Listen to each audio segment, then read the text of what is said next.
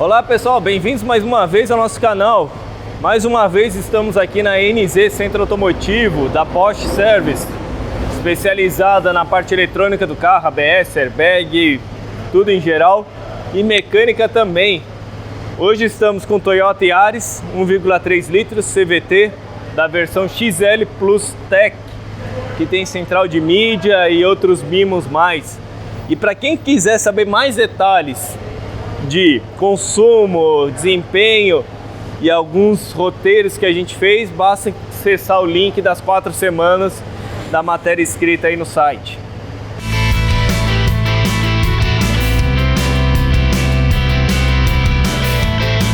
Em termos de design do carro, o estilo do carro, a gente percebe que a frente ela é toda mais bicudona, né? Eu tenho um grande balanço entre o eixo dianteiro, essa distância entre o eixo dianteiro e o final do para-choque, o início do para-choque.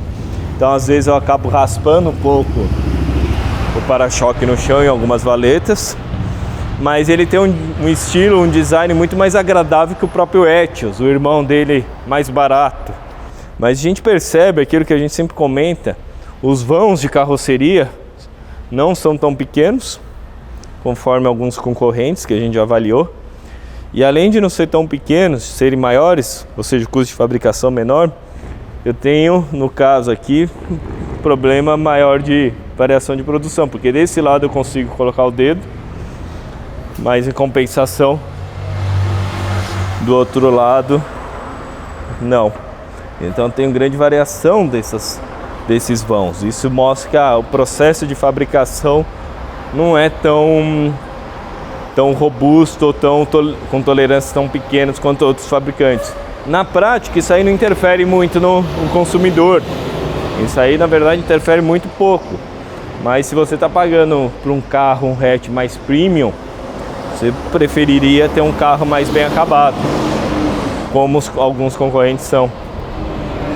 Quando a gente sobe no teto, a gente percebe que ele tem um abaulado nos dois lados, tanto na parte traseira e vem mais para a parte dianteira. Como a gente já comentou em outros carros, para que eu faço esse abaulado? Nos outros carros a gente geralmente vê uns vincos retos, aqui é só um abaulado que tem a função principal de aumentar a rigidez dessa chapa. Hoje em dia se usa cada vez chapas mais finas, principalmente na parte superior do carro, para que eu não tenha um centro de gravidade tão alto, eu reduzo o centro de gravidade, sendo mais leve aqui em cima. E para ela não ser molengona, eu ponho essas deformações nela para aumentar a rigidez dela. Vindo para a parte traseira, onde eu tenho a união entre a coluna C, que é enorme, tendência de design, de estilo e design atual, coluna C enorme, atrapalha bastante ao entrar numa avenida ou manobrar o carro, mas é comum dos carros de hoje em dia. Quando a gente vem para cá, se percebe um grande vão entre a tampa do porta-malas e a coluna C, chegando até ser possível ver o amortecedorzinho lá dentro. Então eles fizeram o carro de tal forma que o vão é enorme aqui, só que se fosse algo, como que eu vou dizer, constante, simétrico, seria até melhor, porque no caso do Yaris hatch, lá o vão é enorme, em compensação do lado esquerdo do carro o vão é bem pequenininho. Lá eu consigo colocar meu dedo dentro do vão e aqui nem a ponta dele. Então você vê que o carro ele tem, em termos de estrutura, ele é meio que desalinhado. E aqui no Yaris a gente também vê que, como todos os hatches atuais, né, ele tem um spoiler traseiro, um defletor traseiro que faz o papel de melhorar a aerodinâmica do carro, diminuir o coeficiente aerodinâmico, ou seja, melhorar o consumo, fazendo com que o ar passe por ele. Na hora que ele formar algum vórtice, o redemoinho, ele bate aqui, quebra esse redemoinho, melhorando o coeficiente aerodinâmico. Quanto mais redemoinho eu tiver atrás, mais vórtices, mais arrasto eu tenho. No caso do Yaris, ele tem, boa parte dele é a própria tampa do porta-malas estampada no aço, mas ele ainda tem esse adendo de plástico parafusado.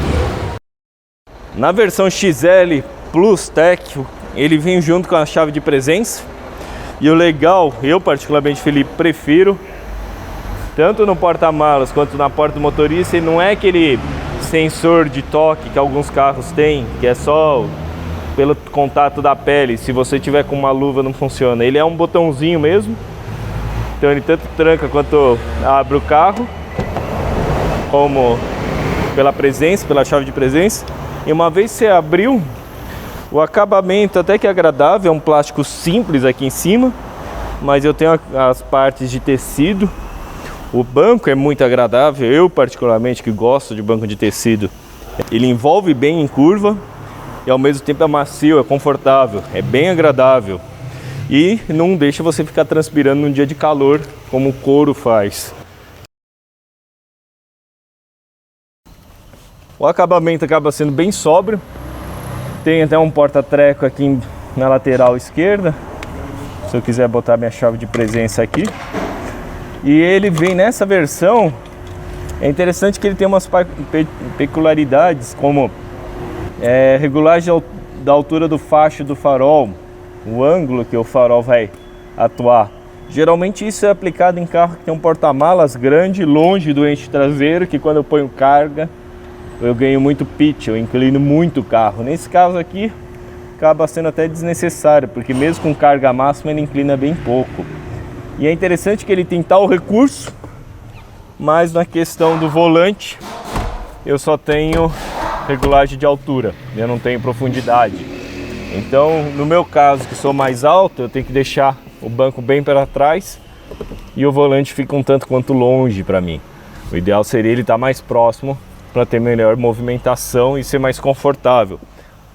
Por que fazem assim tão longe? A grande vantagem é que eu ponho o motorista mais longe possível do volante, então numa batida menos chance de ferimento. O volante é simples, controla o volume de som, o modo do som, o simples computador de bordo que eu tenho, onde eu consigo ver a média de consumo, média de velocidade, mas tudo independente, se eu zero um, não zero outro. Então eu tenho trip A, trip B, mas ao mesmo tempo eu não tenho consumo para o trip A ou trip B. Então falta algum recurso, já que estamos falando do computador de bordo, né? Hoje em dia é tão simples fazer isso. Consigo ter tenho os comandos de atendimento do telefone e a famosa alavanca de controlador de velocidade, ou piloto automático, como alguns chamam, né? Essa alavanca vem desde os anos 90 com os Toyotas. E é interessante, é o famoso, se o time está ganhando, para que mudar, né? Apesar dela ser um conceito antigo, ela é muito intuitiva e muito funcional, porque eu ativo a velocidade aqui, o controlador aqui, acende a luzinha no painel. Se eu quero travar a velocidade, ponho para baixo, aí ele trava a velocidade que eu tô. Se eu quiser aumentar ou diminuir a velocidade, para cima e para baixo. Se eu tiver, por exemplo, chegando no pedágio e quiser cancelar, eu puxo ela. Sair do pedágio acima de 40 por hora, põe para cima, volta na última velocidade programada. Não tem nada de indicação qual que é a velocidade programada, etc. Mas ela é muito fácil de usar e a lógica do controlador agradou bastante, porque ele nem acelera muito, né? Que tem carro que sai acelerando desesperadamente. E também tem carro que não acelera nada numa saída de pedágio. Isso aqui é o coerente. E também, quando ele pega uma subida, ele não deixa perder muita velocidade para depois acelerar e ficar aquela condução desconfortável. Ele é bem intuitivo, é bem funcional. O acabamento do espaço central do carro é bem simples. Ele não é aquele acabamento volumoso que cria aquela separação entre passageiro e motorista. Ele dá essa sensação de ser mais aberto, mais a moda antiga, que agrada bastante. Eu tenho um apoio de braço, ele não é regulável, mas eu tenho um porta-treco aqui dentro, posso carregar algumas coisas.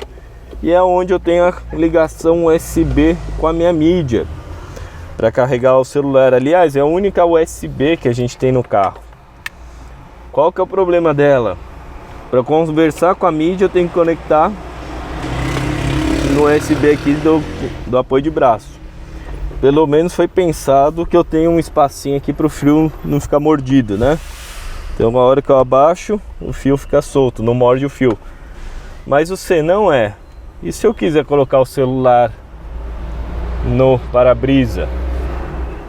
Eu não consigo com cabo original no caso aqui do iPhone. Eu sou obrigado a comprar algum cabo paralelo que muitas vezes não conversa com o iPhone, né?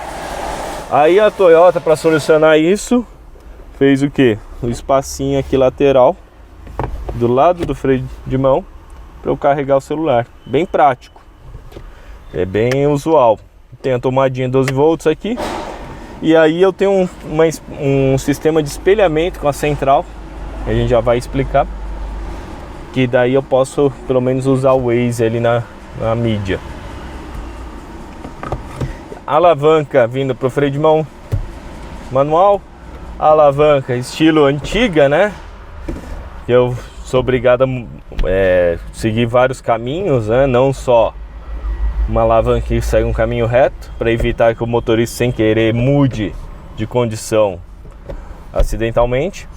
E é uma transmissão CVT, então continuamente variável, mas ela simula 7 marchas. Se eu puxar para a lateral, eu tenho as marchas simuladas e consigo trocar as marchas na própria alavanca.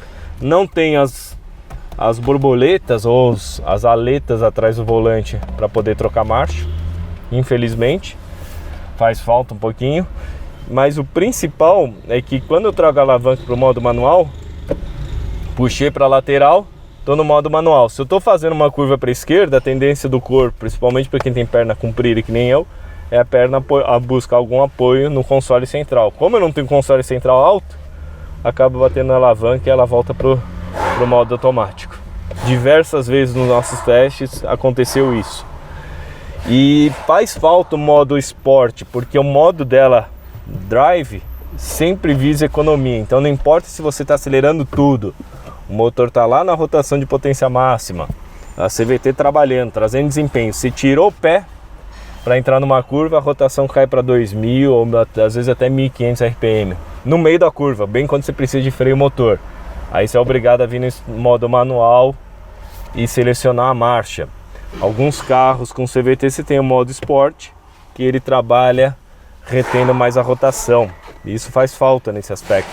E é interessante que ele tem uma estratégia de reter rotação como freio motor. Então se você entrou numa descida, segurou no freio mais de 3, 4 segundos, ele começa a levantar o giro e fazer freio motor. Perde 2.500, 3.000 giros às vezes.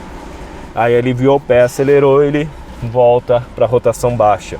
Então se ele já tem essa estratégia, por que não incorporar um modo esporte? Mas eu acho que a proposta da Toyota não é ser um carro de pegada esportiva, e sim mais sóbria, né? mais tranquila. Aqui no console central ele tem um grande espaço para botar grandes copos ou até algumas garrafas, né? Mas como a gente comentou, faz falta um USB que eu posso conectar o celular aqui no para-brisa, né? Com um cabo original. Mas vindo aqui, subindo, eu tenho um ar-condicionado digital. O ar-condicionado desse carro é bem forte, assim, mesmo em dias mais quentes, solão, ele dá conta. Grande vantagem dele é que a gente sempre comenta, ele tem botões físicos, né? Não é só o modo sensível ao toque. A mídia central é bem simples. Tem um botão central, Home, onde eu seleciono o telefone, mídia e os aplicativos Toyota. Então esse é o primeiro Toyota que a gente pega, que eu consigo ter um sistema que conversa com o meu celular. Para conversar eu sou obrigado a conectar o cabo. E no caso aqui o único que a gente tem usando o iPhone é o Waze. Só que para eu habilitar o Waze ali, ele não é um sistema padrão CarPlay ou Android Auto, é um sistema da própria Toyota. Então para habilitar o Waze, eu sou obrigado a clicar no celular. Cliquei no celular, ele habilita lá. E ele fica com essa tela mostrando o SDL, que é o sistema da Toyota que roda o sistema aí de Waze projetado na tela. Só que tem um senão. Se eu travar o celular, eu derrubo o Waze da tela. Não consigo acessar o Waze. Então eu sou obrigado a deixar o celular o tempo inteiro desbloqueado, com a tela acesa, conectado, carregando a bateria. Então pelo menos eu não descarrego a bateria, mas deixando ele aqui no console central, onde não bate nenhum vento do ar-condicionado, do lado do freio de mão, depois de meia hora você vai pegar no celular e ele tá fritando de tão quente, porque ele tá processando o Waze, né, que tá projetado na tela, com a tela ligada, com o sistema da Toyota conversando com ele.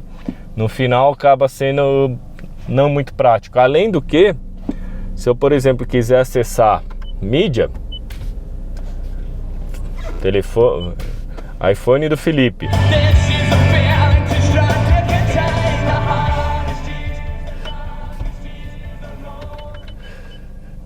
então se eu quiser acessar a mídia, ele diretamente vai se o Spotify já estava aberto no meu iPhone, ele já vai e toca a música ali que tá do Spotify. Contudo, eu não acesso biblioteca, eu não acesso nada. Tudo que eu quiser modificar, eu tenho que pegar o celular para modificar. E se eu tiver com o Spotify desligado, por exemplo, ele já não... ele me obriga a ir no próprio celular e habilitar o Spotify. Então eu não consigo acessar nada. Eu sou obrigado a pegar o celular. Ó, já entrou no Waze. Sou obrigado a entrar na mídia, Felipe. Aí eu sou obrigado a vir no Spotify do meu celular. E aí habilitar, procurar a música ou a pasta para depois passar ali. Então acaba sendo um pouquinho não muito amigável, porque você sempre vai ter que pegar o celular na mão para mexer ele. Então a propósito de você ter uma mídia central, uma central de áudio, que eu possa projetar o celular aqui e cair por água abaixo, porque eu sou sempre obrigado a pegar o celular na mão e correr risco de levar uma multa, além da falta de segurança. Mas o principal desse caso do Waze projetado aqui é que por diversas vezes, por motivos sem explicação, ele parava de funcionar. Do nada ele para de funcionar. Aí você é obrigado a desconectar o cabo, conectar de novo, muitas vezes até desligar o carro para depois ele reconhecer. E numa das viagens que a gente fez uma viagem que a gente fez até Itu e voltou, desistimos de usar o Waze aqui. Fui obrigado a colocar o celular aqui no porta-copos para ver o Waze. E mesmo conectado, desistiu, não funcionava. Aí do nada, no meio da estrada, pum, apareceu o Waze na tela. Então você vê que não é um sistema também muito robusto. E caso eu tire o celular, eu não tenho nenhum sistema de navegação também. Então ele é bem simplinho, bem fácil de usar, com botões físicos do lado, mas deixa a desejar em termos de função, principalmente pelo fato de eu ter, por exemplo, tem um retrovisor fotocrômico, que se eu colocar a luz, que nem o site que está filmando está colocando luz, ele já deu uma pequena escurecida. Eu gostaria de ter pelo menos uma regulagem nele da sensibilidade. Então às vezes tem um carro com farol forte atrás, mas ele não escurece o que deveria.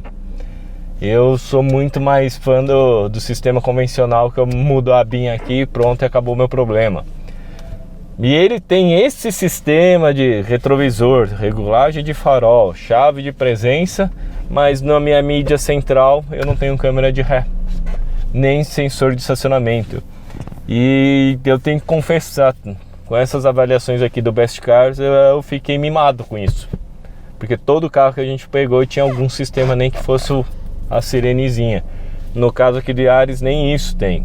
Então na hora de dar marcha ré, por causa da coluna ser grande, traseira estreita, você não consegue enxergar nada aqui por dentro. Você tem que manobrar que nem caminhoneiro pelo retrovisor. Então faz falta uma mídia que tivesse esse suporte.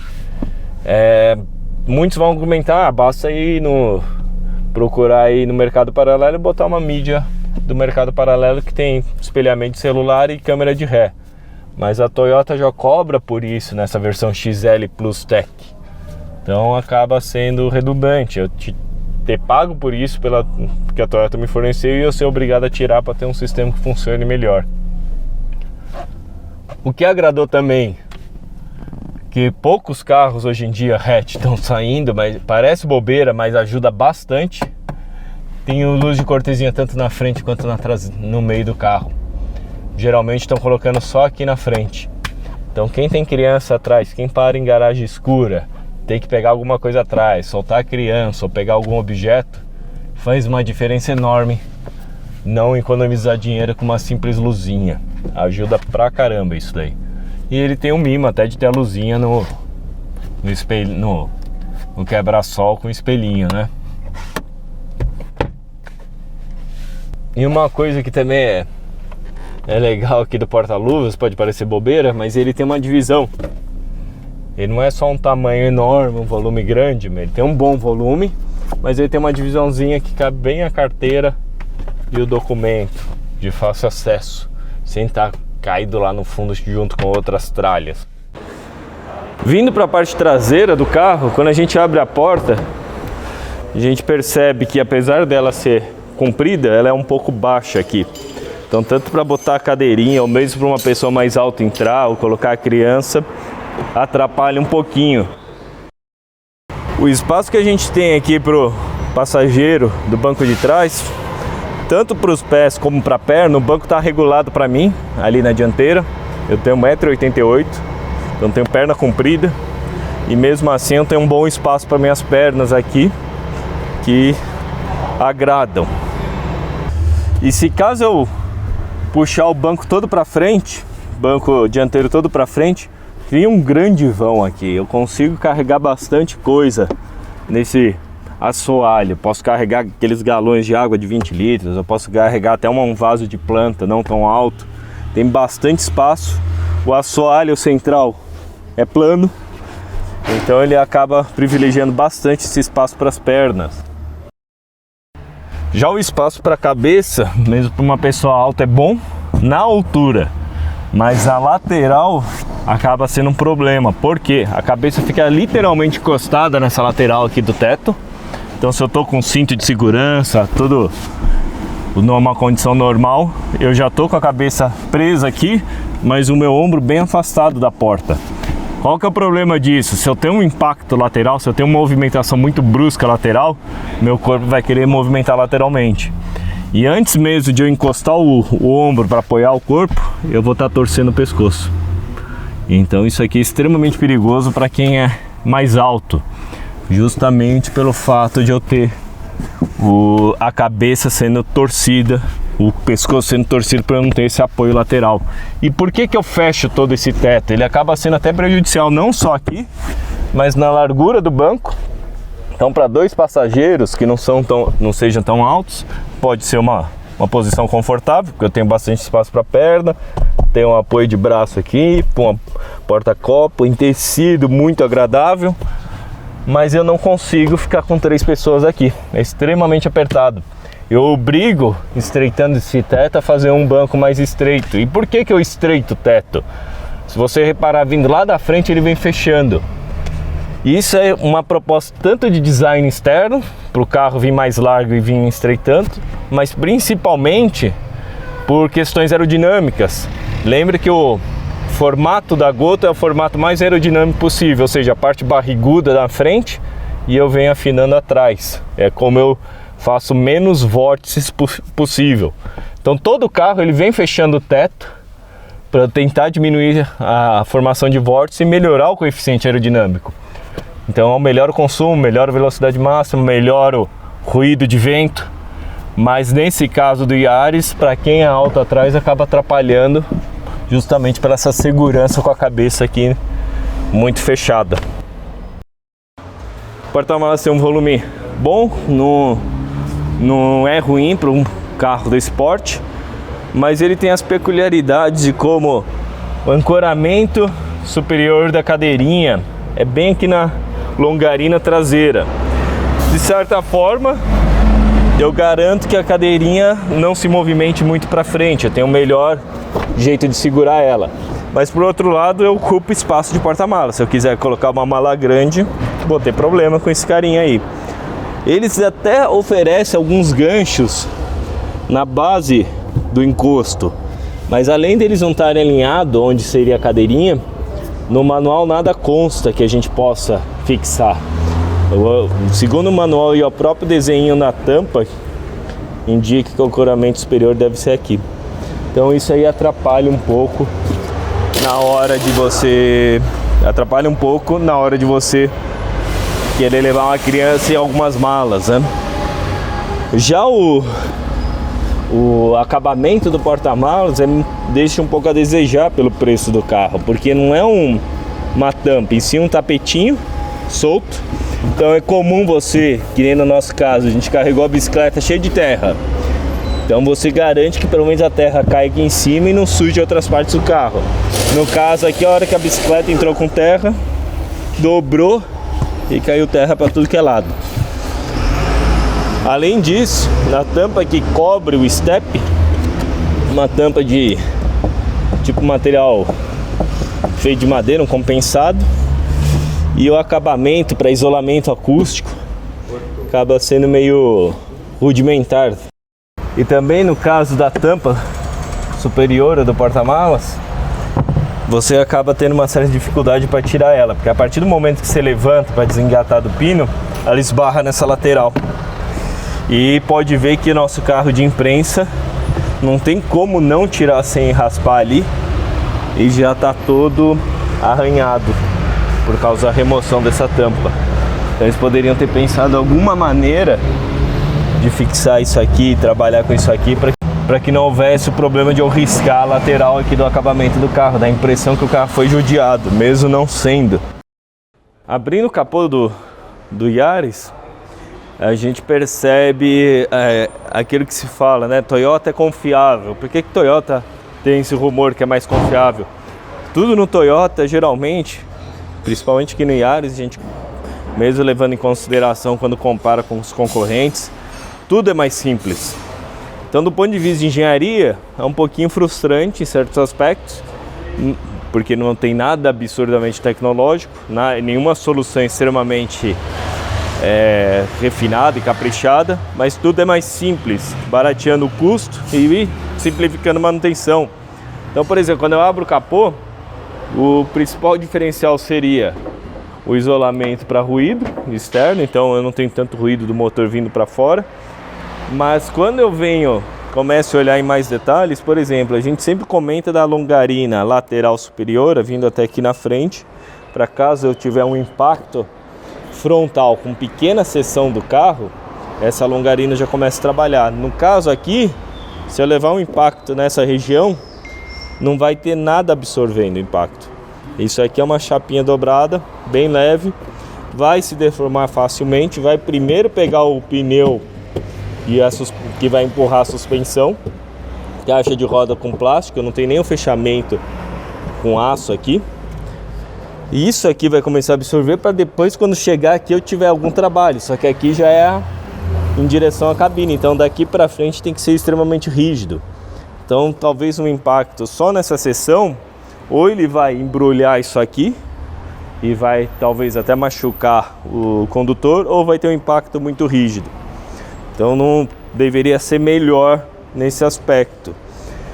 Até o próprio acabamento não é tão refinado. Olhando a parte de admissão, tem o filtro de ar. Eu tenho a admissão de ar aqui na frente.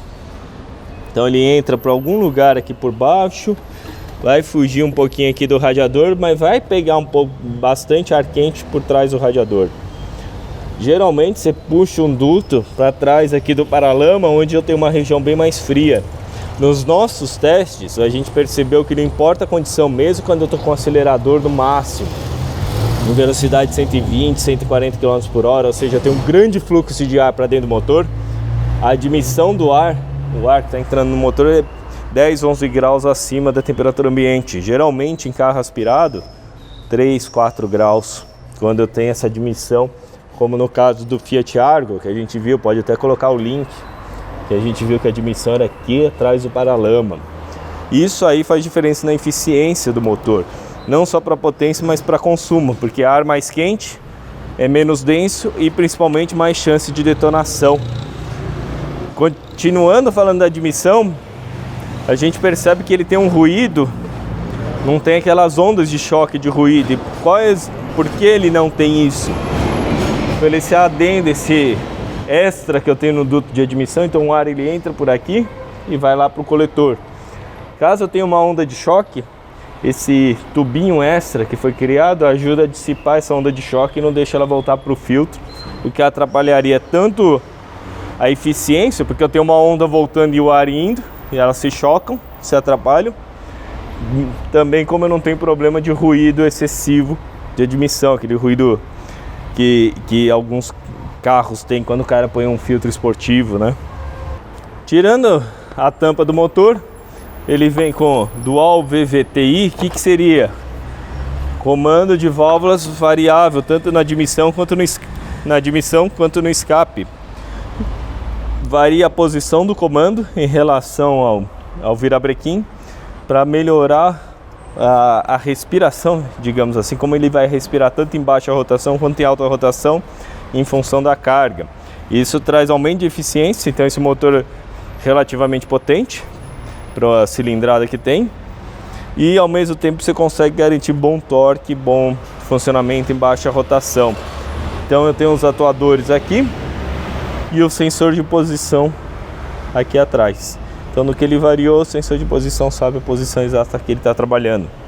Tem as bobinas individuais, como é comum hoje em dia, e o sistema de injeção indireta com galeria aquecida, com os injetores aquecidos. Então no caso é flex. Ele, quando está num dia frio com etanol, ele esquenta a resistência e injeta etanol quente para dentro do motor, então não tem problema de partida.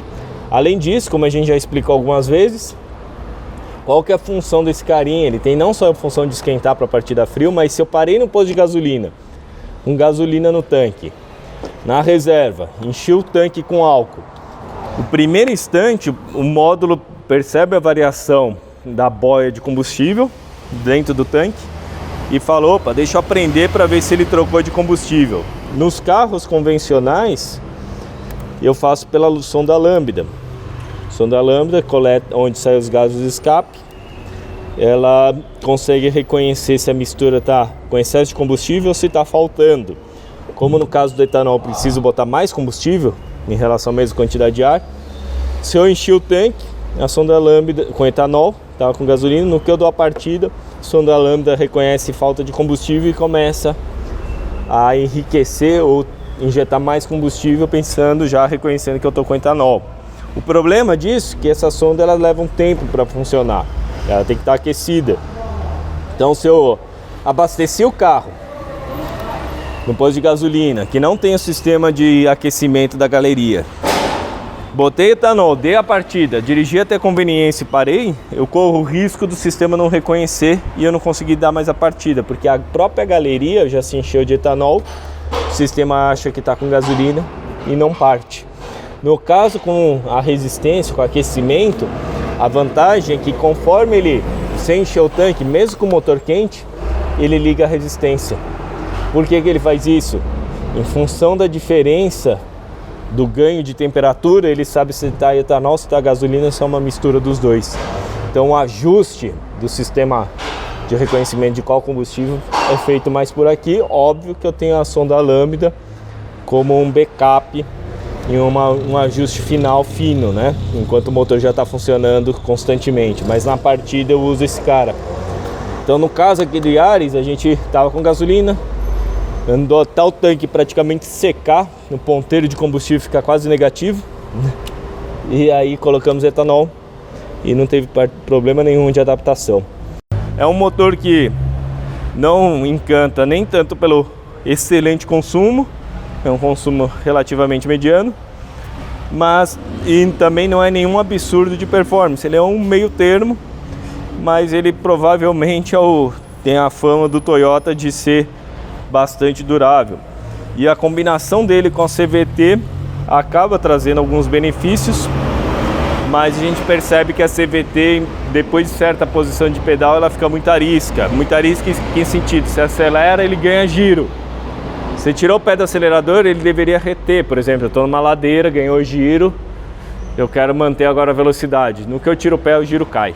Aí eu fico caçando posição de pedal até eu conseguir adaptar o carro naquela subida.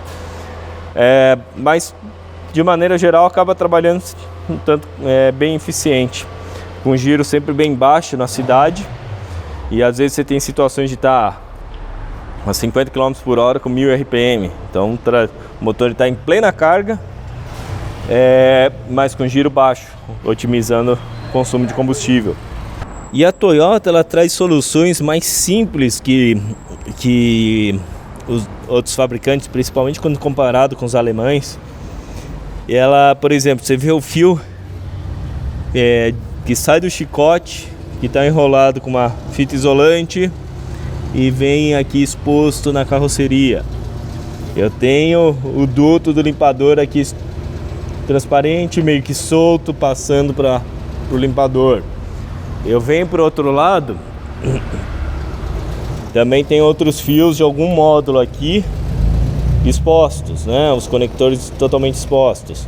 Então você vê que eles conseguem reduzir custo e simplificar as coisas, não deixando tudo mais escondido ou mais protegido, mesmo porque a chance disso aí dar problema é pequeno. Então, em via de regra, era para ser um carro mais barato, mas pelo peso da marca eles conseguem trazer o preço mais para cima com um custo de fabricação mais baixo. Olhando o carro no elevador, você consegue notar alguns pontos interessantes. Como eu comentei, o bico é bem para frente, né, do carro, ele tem uma dianteira longa. Então a gente percebe que esse carro já raspou bastante a dianteira nas valetas. Mas aqui a gente consegue ver dois pontos legais. Um que a gente vê que é toda a colmeia aberta. Então provavelmente por questões de design deixaram essa colmeia toda aberta, porque logo de cara ali ele tem uma parte fechada. Então o ar acaba entrando por aqui, vai bater ali, que está fechado, e vai correr para a lateral, porque essa lateral que é fechada vai correr para frente do radiador e vai criar um turbilhamento na entrada do radiador. Então com isso eu perco tanto em coeficiente aerodinâmico, eu prejudico, como até mesmo o fluxo de ar no radiador, que se aqui fosse totalmente fechado até lá atrás, junto ao radiador. Vai ver que por motivos estéticos deixaram isso aqui aberto, né? Também conseguimos ver com essa grade bem aberta que eu tenho a alma de plástico do para-choque e a alma de metal que faz a parte estrutural lá para trás, algo de uns 10 centímetros. Por que eu faço isso? Repara como é molinho isso aqui, ó. Mas o principal, no caso de atropelamento, como isso aqui é mole, eu evito de quebrar a perna da pessoa que está sendo atropelada. Ajuda na proteção de pedestre. Vindo para a parte de baixo, então tem essa parte do para-choque fechada para garantir fluxo no radiador, mas quando vem para o motor é tudo aberto. Então tem um motor em alumínio com cárter de alumínio. Para não ter risco de pedra bater e quebrar o cárter, botaram uma tampa de aço de proteção. Filtrinho de óleo ao lado do próprio cárter, bem prático, bem fácil para manutenção. Mas desse lado aqui, onde eu tenho o cárter da minha transmissão automática, a gente já percebe que já sofreu um pouquinho, já raspou em algum lugar esse carro aqui. Então é um pouco exposto para as nossas condições. Suspensão simples, não tem muito segredo, McPherson na dianteira e eixo de torção na traseira, mas com o braço da suspensão estampado, jeito mais barato de se fazer, mais simples, rígido, sem dar muito problema. A suspensão a gente até comenta no site com mais detalhes, mas ela é macia quando você vai passar em lombada e grandes oscilações, mas quando você está andando em remendos, ela não é nenhum extremo de transmitir isso, mas você sente no que você está passando, né? Você sente que tem um remendo, você sente que tem um buraco, ele transmite um pouco isso, para dar aquela sensação que eu estou conectado ao solo. Mas eu tenho um senão, eu tenho esses impactos, pela estrutura do carro não ser tão rígida, ele ressona um pouco, então ele transmite muito, a própria estrutura do carro acaba funcionando como uma caixa de som, então você sente um pouco isso daí dentro do carro. Ele também tem o que a gente comentou na matéria, apesar de eu ter bastante caster, quando eu viro a roda eu consigo ver a roda tombando, e sim, ganhando câmera, indica que eu tenho bastante caster. Ele não tem muito autoalinhamento, então se eu estou dirigindo a 50 por hora, coloco para mudar de faixa, se eu mesmo não desvirar a direção, ele continua correndo todas as faixas, não importa para qual lado. Não tem muito autoalinhamento, mesmo tendo um bom caster. Então pode ser ou esterese da própria caixa de direção, que tenha muitos atritos, impeça que eu volte, mesmo porque ela tem muita multiplicação. Eu tenho que esterçar bastante, eu tenho que virar bastante o volante para qualquer curva. Ele dá bastante volta, e a assistência dela, que é elétrica, você vê que eles tentar economizar nesse aspecto, para economizar combustível também. Eu multiplico bastante na direção, então parece mais os carros antigos, a direção não é tão direta. Qualquer manobrinha tem que dar mais de meia volta.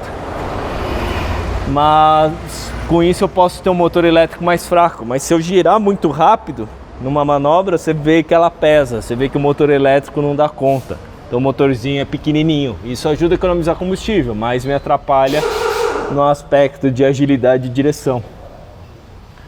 Olhando a parte de baixo do Yaris, ele na condução no geral, tanto de ruído de vento quanto a condução de ruído de via, ele é bem isolado. E a gente descobre por quê, né? Um monte de manta nas chapas que ajuda a isolar o ruído. É interessante que mesmo o escapamento passando pelo meio, eles conseguiram fazer o túnel central para o passageiro de trás ser plano.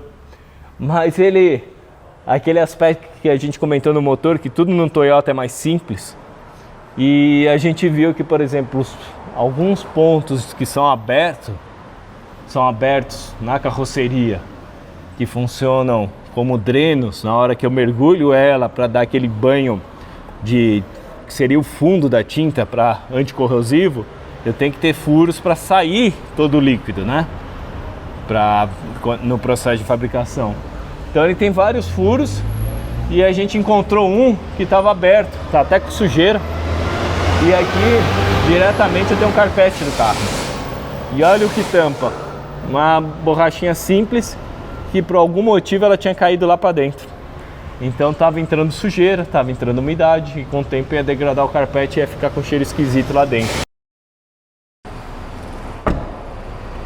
Qual que é o problema desse sisteminha de tampar a carroceria ser tão simples assim, né? Tão molinho, sem muito recurso para prender? No caso, essa tampa estava para dentro.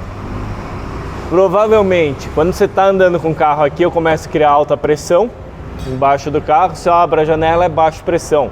Então eu forço essa tampinha a querer entrar para dentro, porque eu tô empurrando, o ar está querendo sair lá por cima, lá pelos vidros, e entrar aqui por baixo.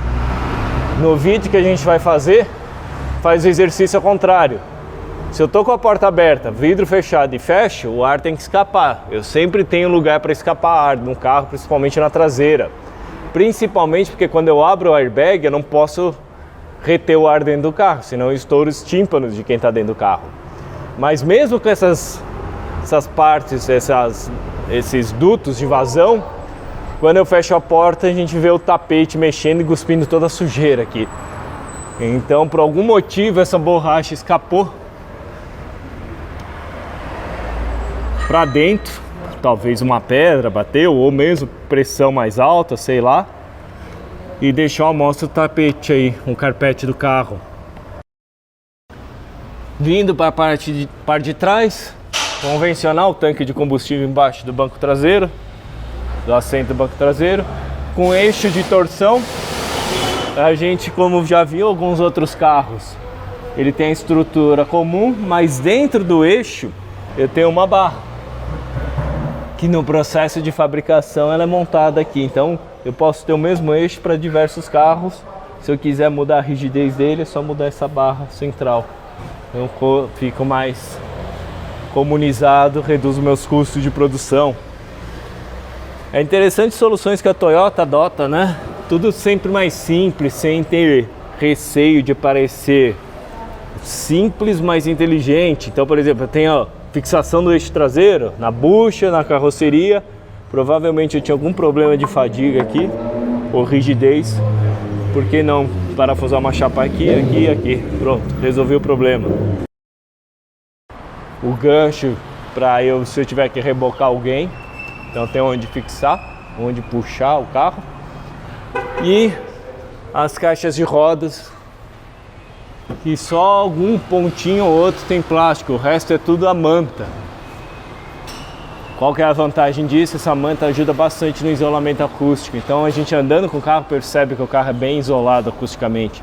Acaba sendo um carro confortável, gostoso de estar dentro por ser amigável nesse aspecto, bem silencioso. Bom pessoal, essa foi a avaliação do Toyota Yaris 1,3 litros CVT XL Plus Tech. Espero que tenham gostado. Se gostou, dá o joinha, compartilha com os amigos e não esqueça que para mais detalhes de consumo e algumas peculiaridades do carro, basta clicar no link do site abaixo. Obrigado e até a próxima.